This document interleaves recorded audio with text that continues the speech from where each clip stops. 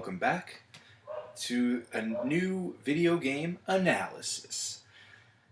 I'm trying to do different intros here. I always did this thing, so that's awkward. So, yeah, we're back, and we're beginning with The Legend of Zelda. Now, let me explain something here.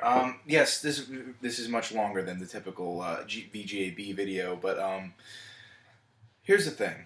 This is a very big topic to tackle on, and I'm not even going to go full on with the games themselves. I'm not going to go full on with the gameplay and mechanics, what they're each individual story. I'm not going to do that at all. If you want that, my channel does offer that. We have I've read the Hyrule story on this channel 3 times, and yeah, there's an informational video on the beginning of that playlist, so you can check that out. A link to that playlist will be in the description. So, to begin, let's explain the timeline as a whole, and then we're going to go break it down to separate topics to try to figure it out a little more.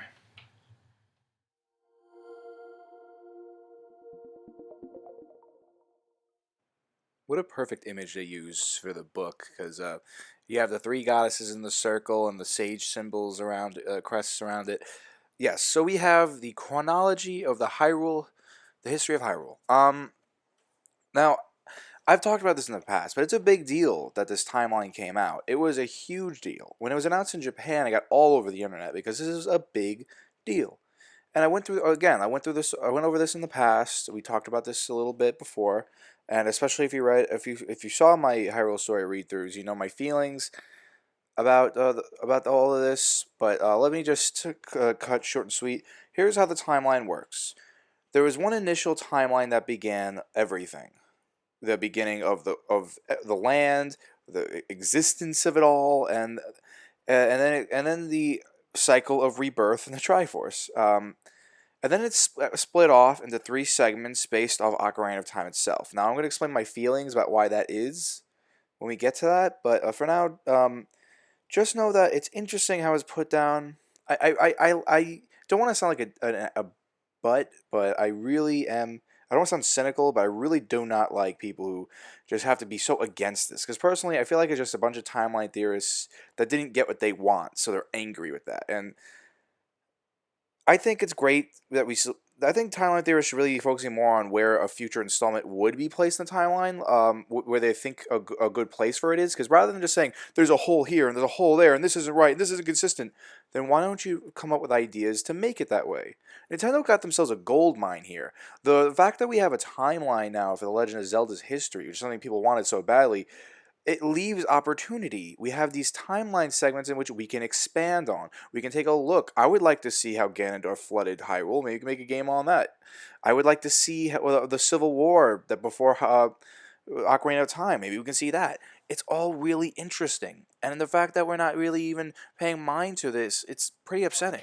You can call it bias. You can call it, oh, you're just a Zelda fanboy. But I'm sorry. Everyone likes to poke weaknesses at the timeline. That's all they do. That's all I see on YouTube when it comes to talking about the timeline, other than just systematically saying game by game. So I just wanted to say my thoughts on it. And honestly, I think the timeline is great in the regards that we now have a structured history of Hyrule to work with. And it's great because I think developers of the Zelda series can now have games with themes. And I think 3D, I'm sorry, not 3D. I think A Link Between Worlds for the 3DS that just came out is a perfect example of that, because what the game did was it gave the theme of what would happen if you just get rid of the Triforce. Then all problems are solved, right? Well, no. That's what we find out in the game. I think that's such a good idea, and you can have so much of that in the universe. And since we have 3 different aspects of what happens to Hyrule after the Civil War with Ganondorf, and begins a really big struggle in Hyrule, you know, it's just something interesting to talk about. So let's begin with the initial part of the timeline that separates into the 3, and discover what significant roles happened in that part.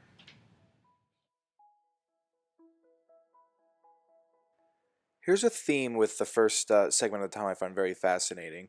On an overview, we have the Legend of Zelda Skyward Sword, which is intended to be the beginning of the timeline, which is very good and wraps into the whole idea of Zelda's 25th anniversary and giving us something the Zelda community was asking for a long time. And it was something Nintendo never really was interested in making a Zelda timeline. They wanted games to be individual stories based with the same characters. But at the end of the day, the fans got what they want. I mean, they still complained about it, but, that's just how it is. Now, what do we have here? Basically, what we have here is something really fascinating where it goes from Skyward Sword to the Minish Cap, where the Minish Cap introduces the idea of the Force, which is the energy that makes up everything, the energy that the goddesses use, such as Hylia and the three goddesses, Faror, Nayru, and Nabooru. These ancient beings created the lands of Hyrule and everything around it. Now, that interests me because in Forest Swords and the Minish Cap were introduced to Vaati, who wants to use this power, who wants to take over. This is our first view of good and evil. The struggle of good and evil after the humans returned from the Skyloft back to Earth. There's this power struggle. Who will take over? This constant rebirth, this constant battle between good and evil. It's a big central core of the Legend of Zelda series. And then we get to Ocarina of Time after a civil war, where it seems like all this fighting and all this power struggle is over, but no. You have Ganondorf, who's presented as an ally, the first male Gerudo in 100 years. But what happens is, not only do we have time shifting in Skyward Sword, but we have a lot more time shifting in Ocarina of Time. This is where I feel the three segments come from. When you have the three segments, you have not only people tampering with the energy, the Force within both light and dark within Zelda itself, which establishes the light and the dark world, or the Twilight Realm, or Termina, or anything like that. We also have the fact that time, by two separate links, has been messed with. You had the time of moving between child and adult, and the time of moving back to the past, so Zelda can recognize herself as the human form of Hylia. And that's where everything comes together. We end up with three scenarios at the end of Ocarina of Time because of the time shifting. All this time shifting and force manipulation is what I think create the three timelines. And as this timeline as a whole, we see the beginning of the establishment of the original Hyrule. What I mean by original, we'll get to that. But for now, yes, we have the original establishment of Hyrule, the people around all these other species, such as the Gorons and the Zoras and the Dekus and the Gerudos and whatnot, and and all of these species, all of the underlings of Vaati or Ganondorf or Demise or whatever. These people will try to live together, but always lead to war and struggle, and that's where the Triforce comes in. We're introduced to the Triforce as this ultimate. And the story elements from the Four Swords as the ultimate balancers of all this trouble, and I find that so fascinating. I really do. And that's where the Legend of Zelda franchise really makes its. That's where the things really get powerful, where you have all of these fans come together, try to figure these kind of things out, and that's where I think too a lot of the criticism from the timeline. I know it's not perfect. Nintendo said it's not perfect, but in the end of the day, I think they did a good job for what they had. They had all these separate stories, but they found a way to weave it together. And I think quite well, honestly, especially since they had the luxury of a lot of things being based on Ocarina of Time, being that it was such a industry changer. Like, it really changed the video game industry and how developers thought and perceived video games. No matter how you feel about the game or its quality or how it's aged, that cannot be denied. So, in the end of the day, what we have here is the establishment of the original Hyrule, and the manipulation of the force that makes up Hyrule, as well as shifting around time, creating this paradox. So, I hope that you don't have to accept that explanation, but I just thought that's something interesting about the beginning of the timeline, as well as the stories itself, because they each establish something, a piece of Hyrule, and I think the villains are the great example of that, like Ganondorf and Vaati, because those two are the big guys. Those are the demon kings you see the most, especially Ganondorf, who establishes a lot of the three separate timelines and is the cause of the three separate timelines, like whether he's defeated or not. So I think it's very important to look at this as a beginning to what is to come to Hyrule after a power struggle that never ends but takes on new forms. And to explore three different forms of the power struggle within Hyrule, I think is really important in finding out how Hyrule's history works, how these three scenarios can play out, and whatever your favorite is, whatever you feel is a great way to explore Hyrule, that's the luxury Nintendo gets to look at. And so far, our first game we've seen was A Link Between Worlds, which went through the defeated timeline, which we'll be going over next. And a lot of people love that one, and I did too. I think it's an interesting one as well. So let's get at it, and we'll figure that out. So, yeah. All right. I'm just going to stall for a little bit because we still have a little more video.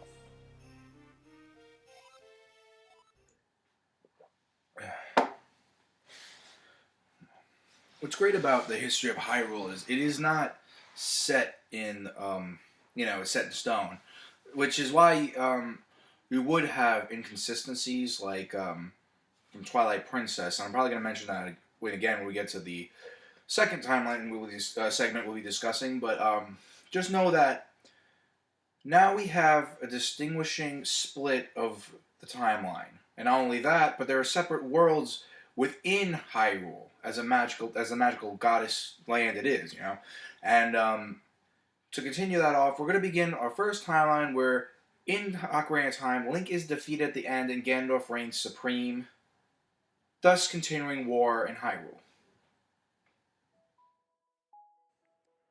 So now we enter a timeline segment I hear from a lot of people they find the most interested in. I do too, just because of the mere concept of the hero losing a battle, and I think that's pretty cool. Now, what this timeline focuses on is the continued struggle of power in Hyrule. Since we have Ganondorf, who's a Triforce of Power, I've explained in a previous VGAB, he has power, but he doesn't have the virtues of wisdom or courage behind him. So, since the Triforce can't distinguish between good and evil, he's really not a good person to have power. So, what we have here is, this is Hyrule's constant war with the Demon King. And if you notice, there's a central theme of every game is to resurrect Ganon. Or Ganondorf, whatever. Starting with Link to the Past, which is pretty much what I think is the rematch.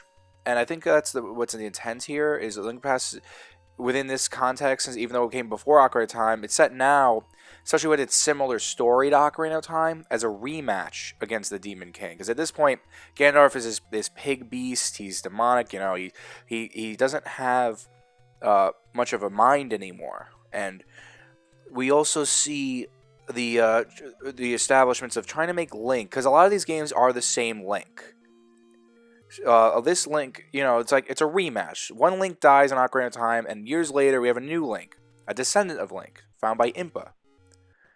We have Link to the Past, in which that Link leaves for training in Link's Awakening, and then we have a Link Between Worlds, which is probably not the same Link, but it does establish the idea of what would happen if you just destroy the Triforce. I mentioned this before, but from there we have the original Legend of Zelda and the Legend of Zelda 2, which finally defeat Ganondorf once and for all. So we think. You see, this is what it is. This timeline here, I think, is the most definitive struggle that the rebirth in the Hyrule is meant to be, where you have the constant rebirth of these same characters trying to figure out how to stop it, because there's this constant struggle of power.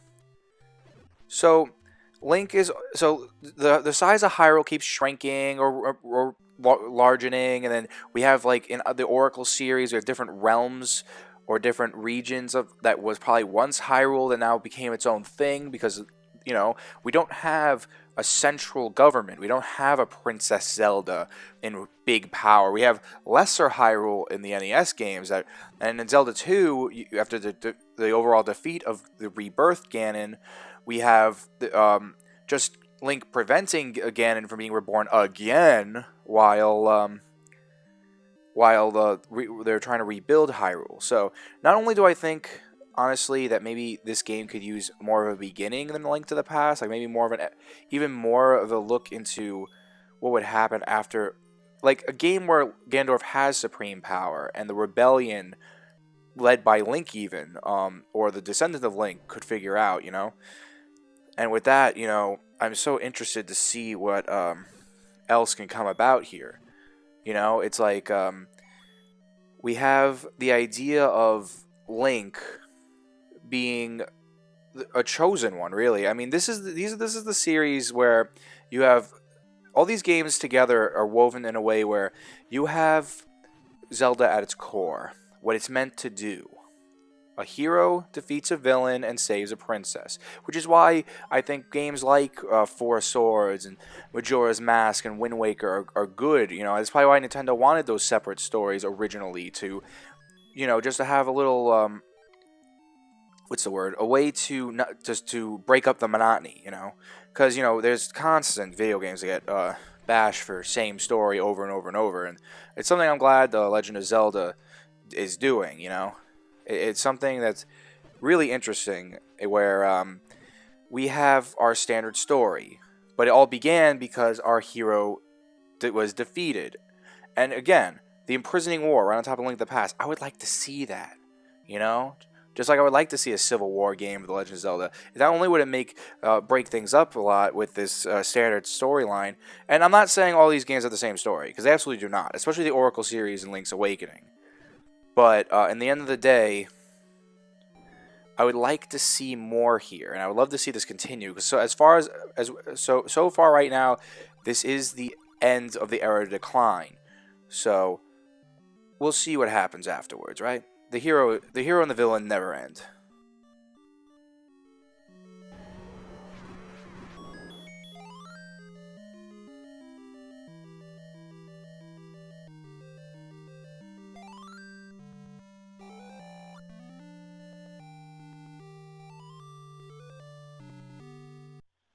Alright, so obviously you're seeing a theme here, going from left to right, so I guess I'm doing right to left to you, but, left to right. We have now a timeline with the least amount of games, but I definitely feel can be looked at more in the future, in both regards to the developers and maybe even some fan fiction writers. I'd love to see stuff like this, The mangas are very popular. There's a new Link to the Past manga that just came out recently at the time of this recording. Definitely check out this kind of stuff, because this is the meat that people love about Zelda. It's the story. We're dealing with fantasy games here. This is a fantasy element game, and what makes those exciting, we have Game of Thrones and Lord of the Rings and all that. It's like what makes them so exciting is because it's a world that can do anything, but still be in a realistic, it's believable, but anything can be there. Anything can happen, And when we have characters like Link and Zelda and Impa and even our villains to be able to recognize and maybe even relate to, it makes a very strong presence. So, yes. So let's continue off with the second timeline in which we have a hero victorious in the child era.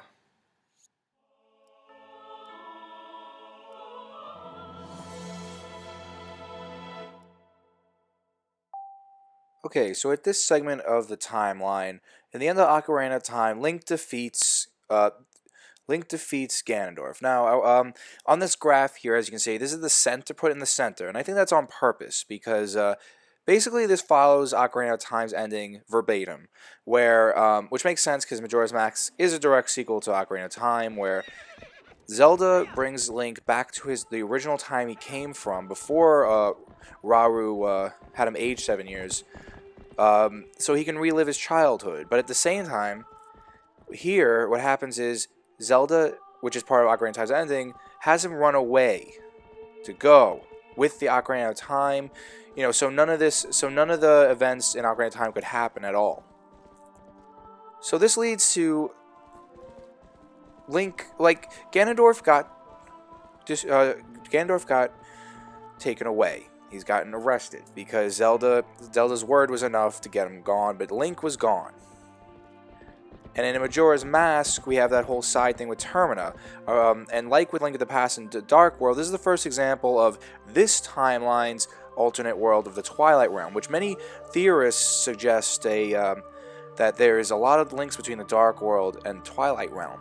What's interesting to me is the possibilities of crossing the three separate timeline segments together, because maybe the Twilight Realm and the Dark World have a way to transfer to each other. Maybe timelines, because time is relative, so maybe you can have crosses between the games, and that's where theorists, can. There's another example where theorists can stop whining about the timeline being so bad to them, and see. I'm sorry, I don't mean to be mean or rude or anything, but just to see.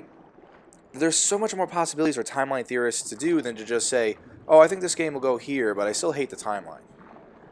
So here in the timeline, Twilight Princess is the meat of it, where in Twilight Princess you have an adventure where Ganondorf, we find out, escaped his execution, and he transferred to the Twilight Realm, much like how the Demon King Ganon took over the Dark World and Link to the Past, in order to get rid of the Sacred Realm and try to, take over the power struggle, right?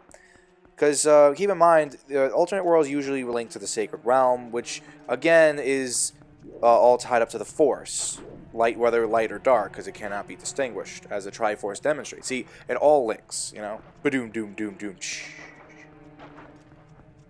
Twilight Princess, though, does play a significant role in trying to continue off the Ocarina of Time story. What happens in Hyrule? It's many years in the future, mind you, but maybe one generation, actually. Maybe one generation in the future, I'd argue. Some people argue that this Link is the adult Link from Ocarina of Time, only even more grown up, and he's just trying to move on, Which I can agree with, but no matter how you look at it, whether it's in the future or not, from Majora's Mask or Ocarina of Time, it does play an important role in serving how this timeline works, where Ganondorf, even though he got captured, because there's no the hero left, just to try to prevent what would happen, the Demon King Ganondorf ended up trying to find what he succeeded to do in the first timeline we talked about with the hero's defeat. So it all comes full circle. This is another alternate idea where the power struggle. It is defined that Hyrule is the center of the Hyrule Castle Town's the center of it all, that it rules all, and the tribes from around it are friends, and power struggle still exists, but the good is on top, while the evil is trying to find its way underneath, hence the Twilight Realm, to get its way back up. It's like in Link to the Past, in the first timeline. I'm probably going to be comparing times a lot here, where Ganon, when he's trying to be resurrected, they depend on the Sacred Realm, and he always perverts it into the Dark World. So we have the central Zelda themes, which is good for the timelines itself, because the timelines itself have consistency, where it's in the same universe, it's just taking off from a different event, followed by Ocarina of Time. But again, this is the least amount of games. There's so much they can do here. There's so much room they can develop with. I personally don't think they can do much between Majora's Mask and Twilight Princess, but definitely Twilight Princess between that and Four Swords Adventures. And what I like about Four Swords Adventures is it's pretty consistent with the beginning, with the Four Swords appearance in the first initial timeline with the goddesses, where in Four Swords Adventures, Vaati makes a return, and there's a link to Ganondorf as well, so you have the mixture of these two guys trying to take over together as a last-ditch effort for the evil that's trying to take over Hyrule from underneath to pull it off. And I think that's a really impressive, and a lot of people actually question why Four Swords is in this timeline after Twilight Princess. That's why I think that. I personally find it fascinating, the idea that Vaati and Ganondorf have to come together in a Hyrule where Link was victorious, but Ganondorf was still set to roam free and transfer between worlds, and you know what, you know all that stuff. I mean, in the end of the day, there's really not that much to say about this timeline, because other than that, because there's only 3 games in this timeline. A lot to be done. I'd love to see it. I love the idea of a Hyrule where, we have the good overall, but the evil's trying to tamper with that. Unlike the first timeline where evil's great, but the good was trying to resist against it. So, yeah. Cool stuff. Let's move on to the next timeline, shall we?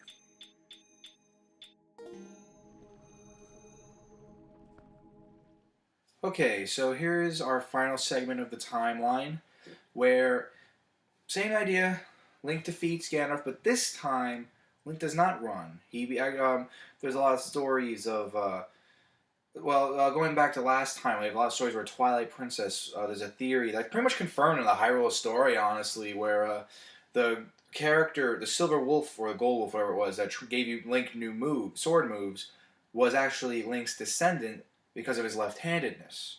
And what makes that interesting is it shows that Majora's Mask Link maybe did come. So that kind of probably tarnishes the idea of adult Link being the same from Ocarina of Time's adult Link theory thing going on. But in the end of the day, it still works either way, which is what I find very interesting about the timeline in general, is how well it's been woven together despite the limitations and despite the few plot holes that can be filled there are. So it's a challenge Nintendo had that I think they really surpassed with. That's the central theme here. But continuing on, Link stays in Hyrule and grows up within Hyrule. So that's cool, but what happens with Ganondorf then? Well, let's find out.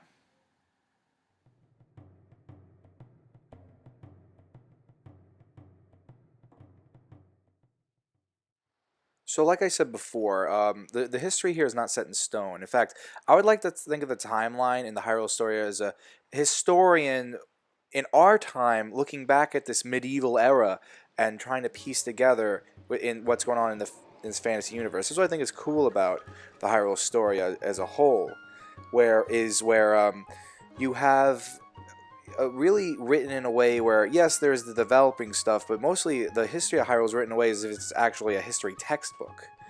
Where in Twilight Princess, if you look back at it, when it explained the creation of the Earth like it did in Ocarina of Time, it screwed it up. It was the wrong history. So that shows that maybe because the Demon King, evil took over in that timeline. I'm sorry, evil's trying to take over that timeline. Maybe it's so many years in the future, you screw that up. But in this timeline, it showed in the beginning of Wind Waker, which is the first part of this timeline, that the history is a lot more respected, despite the fact that it became legend, and that got it right. This game was also, like Majora's Mask, designed to be more of a Ocarina of Time sequel, because it was trying to directly go from there. Basically now Link is a legend. The hero of time is a legend, and it creates the hero of winds here.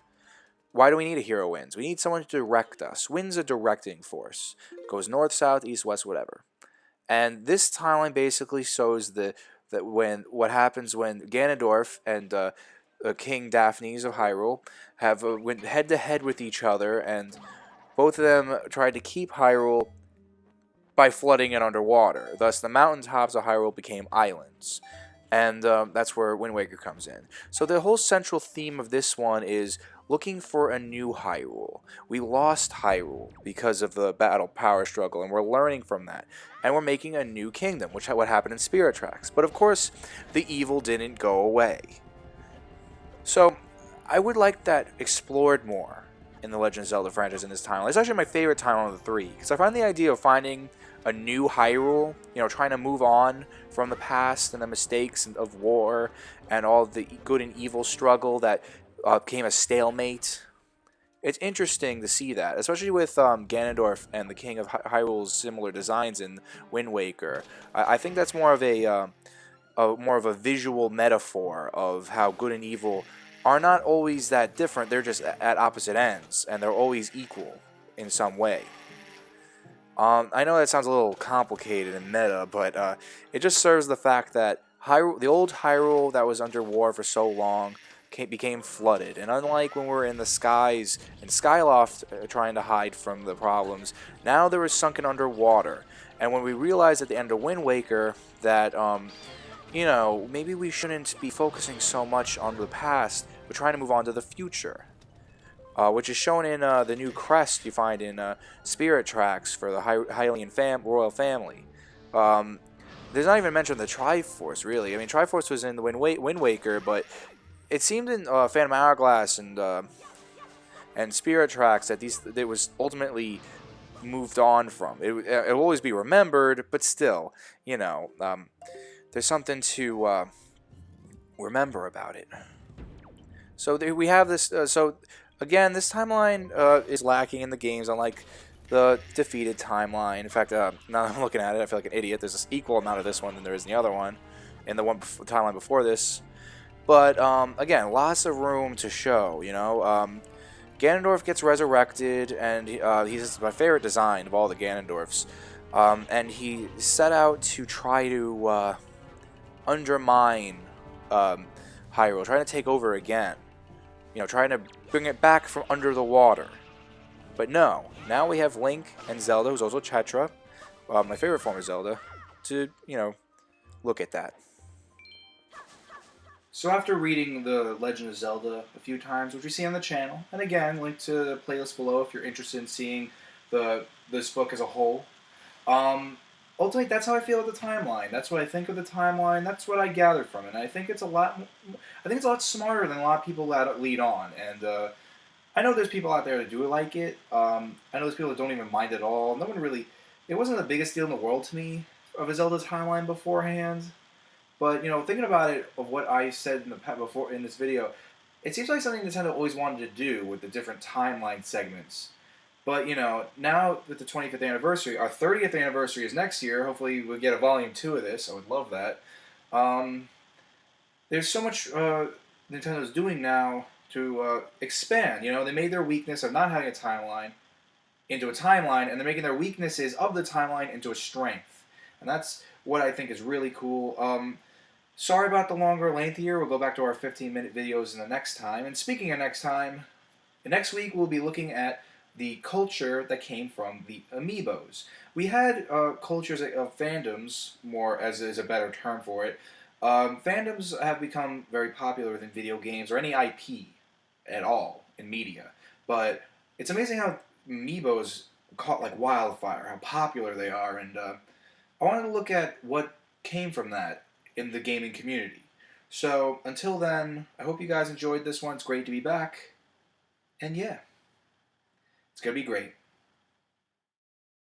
So as always, thank you all so much for watching. If I made any mistakes, if there's anything I left out, if there's anything you feel can be added to this conversation or any points you'd like to make, please don't hesitate to leave a comment.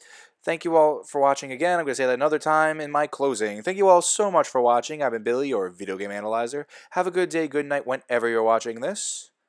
And I'll see you next time.